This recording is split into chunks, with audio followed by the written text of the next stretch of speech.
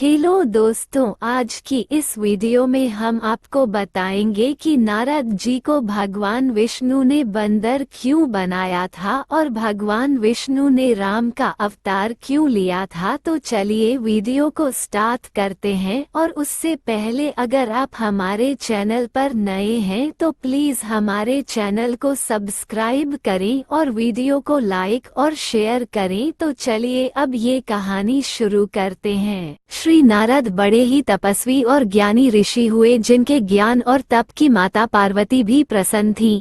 तभी एक दिन माता पार्वती श्री शिव से नारद मुनि के ज्ञान की तारीफ करने लगी। शिव ने पार्वती जी को बताया कि नारद बड़े ही ज्ञानी हैं, लेकिन किसी भी चीज का अहंकार अच्छा नहीं होता है। एक बार नारद को इसी अहंकार, घमंड के कारण बंदर बनना पड़ा था। ये सुनकर माता पार्वती को बहुत आश्चर्य हुआ। उन्होंने श्री शिव भगवान से पूरा कारण जानना चाहा। तब श्री शिव ने बताया, इस संसार में कोई कितना ही बड़ा ज्ञानी हो, लेकिन श्री हरि जो चाहते हैं वो उसे बनना ही पड़ता है। नारद को एक बार अपने इसी तप और बुद्धि का अहंकार, घमंड हो गया था। इसलिए नारद को सबक सिखाने के लिए श्री विष्णु को एक युक्ति सूझी। हिमालय पर्वत में एक बड़ी पवित्र गुफा थी। उस गुफा के निकट ही गंगा जी बहती थीं। वह परम पवित्र गुफा नारद जी को अत्यंत सुहावनी लगी। वहां के पर्वत, नदी और वन को देखकर उनके हृदय में श्री हरि विष्णु की भक्ति अत्यंत बलवती हो उठी और वे वहीं बैठकर तपस्या में लीन हो गए। नारद मुनि की इस तपस्या से देवराज इंद्र भयभीत हो गए कि कहीं देवर्षि नारद अपने तप के बल से उनका स्वर्ग नहीं छीन लें। इंद्र ने नारद की तपस्या भंग करने के लिए कामदेव को उनके पास भेज दिया। वहां पहुंचकर कामदेव ने अपनी माया से वसंत ऋतु को उत्पन्न कर दिया। पेड़ और पत्ते पर रंग बिरंगे फूल खिल गए, कोयले कूकने लगी और भौरे गुंजार करने लगे। कामाग्नि को भड़काने वाली शीतल, मंद, सुगंध सुहावनी हवा चलने लगी। रंभा आदि अप्सराएं नाचने लगीं। किंतु कामदेव की किसी भी माया का नारद मुनि पर कुछ भी प्रभाव नहीं पड़ा। तब कामदेव को डर सताने लगा कि कहीं नारद मुझे शाप न दे दें। इसलिए उन्होंने श्री नारद से क्षमा मांगी। नारद मुनि को थोड़ा भी क्रोध नहीं आया और उन्होंने कामदेव को क्षमा कर दिया। कामदेव वापस अपने लोक में चले गए। कामदेव के चले जाने पर नारद मुनि के मन में अहंकार, घमंड हो गया कि मैंने कामदेव को जीत लिया। वहां से वे शिव जी के पास चले गए और उन्हें अपने कामदेव को हारने का हाल कह सुनाया। भगवान शिव समझ गए कि नारद को अहंकार हो गया है। शंकर जी ने सोचा कि यदि इनके अहंकार की बात विष्णु जी जान गए तो नारद के लिए अच्छा नहीं होगा। इसलिए उन्होंने नारद से कहा कि तुमने जो बात मुझे बताई है उसे श्री हरि को मत बताना। नारद जी को शिव जी की यह बात अच्छी नहीं लगी। उन्होंने सोचा कि आज तो मैंने कामदेव को हराया है और ये भी किसी को नहीं बताऊं। नारद जी क्षीरसागर पहुंच गए और शिव जी के मना करने के बाद भी सारी कथा उन्हें सुना दी। भगवान विष्णु समझ गए कि आज तो नारद को अहंकार, घमंड ने घेर लिया है। अपने भक्त के अहंकार को वे सह नहीं पाते, इसलिए उन्होंने अपने मन में सोचा कि मैं ऐसा उपाय करूंगा कि नारद का घमंड भी दूर हो जाए और मेरी लीला भी चलती रहे। नारद जी जब श्री विष्णु से विदा होकर चले तो उनका अभिमान और भी बढ़ गया। इधर श्री हरि ने अपनी माया से नारद जी के रास्ते में एक बड़े ही सुंदर नगर को बना दिया। उस नगर में शीलनिधि नाम का वैभवशाली राजा रहता था। उस राजा की विश्वमोहिनी नाम की बहुत ही सुंदर बेटी थी, जिसके रूप को देखकर लक्ष्मी भी मोहित हो जाएं। विश्वमोहिनी स्वयंवर करना चाहती थी, इसलिए कई राजा उस नगर में आए हुए थे। नारद जी उस नगर के राजा के यहाँ पहुंचे तो राजा ने उनका पूजन करके उन्हें आसन पर बैठाया। फिर उनसे अपनी कन्या की हस्तरेखा देखकर उसके गुण दोष बताने के लिए कहा। उस कन्या के रूप को देखकर नारद मुनि वैराग्य भूल गए और उसे देखते ही रह गए। उस कन्या की हस्तरेखा बता रही थी कि उसके साथ जो विवाह करेगा वह अमर हो जाएगा, उसे संसार में कोई भी जीत नहीं सकेगा और संसार के समस्त जीव उसकी सेवा करेंगे। ये बात नारद मुनि ने राजा को नहीं बताई और राजा को उन्होंने अपनी ओर से बनाकर कुछ और अच्छी बातें कह दी। अब नारद जी ने सोचा कि कुछ ऐसा उपाय करना चाहिए कि यह कन्या मुझसे ही विवाह करे। ऐसा सोचकर नारद जी ने श्री हरि को याद किया और भगवान विष्णु उनके सामने प्रकट हो गए। नारद जी ने उन्हें सारी बात बताई और कहने लगे, हे नाथ, आप मुझे अपना सुंदर रूप दे दो ताकि मैं उस कन्या से विवाह कर सकूं। भगवान हरि ने कहा, हे नारद, हम वही करेंगे जिसमें तुम्हारी भलाई हो।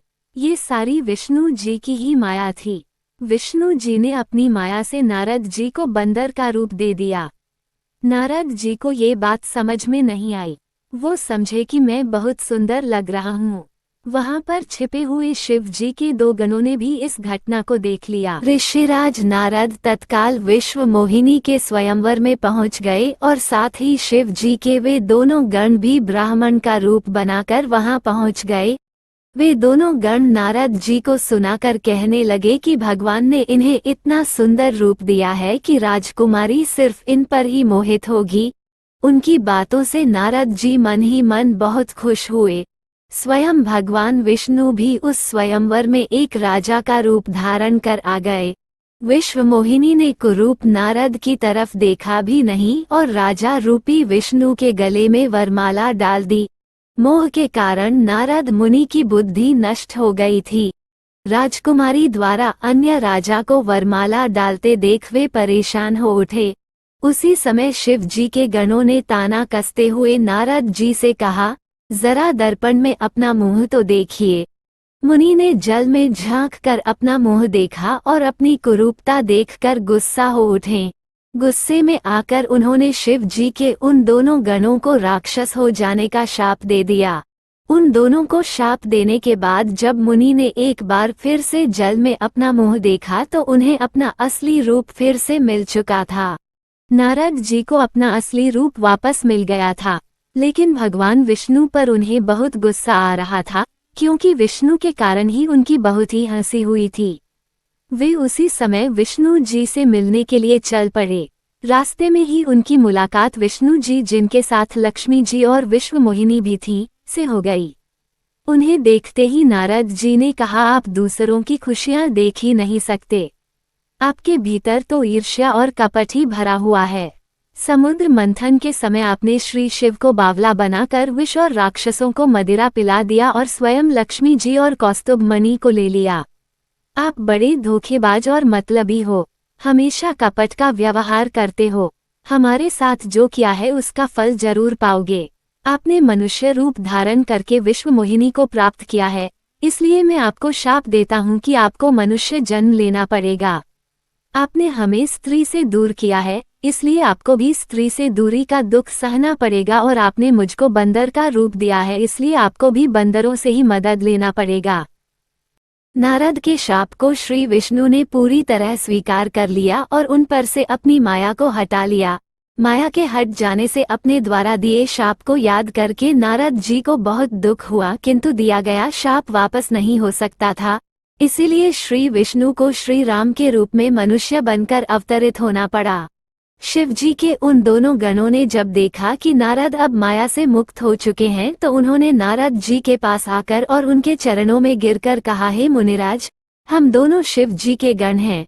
हमने बहुत बड़ा अपराध किया है जिसके कारण हमें आपसे शाप मिल चुका है।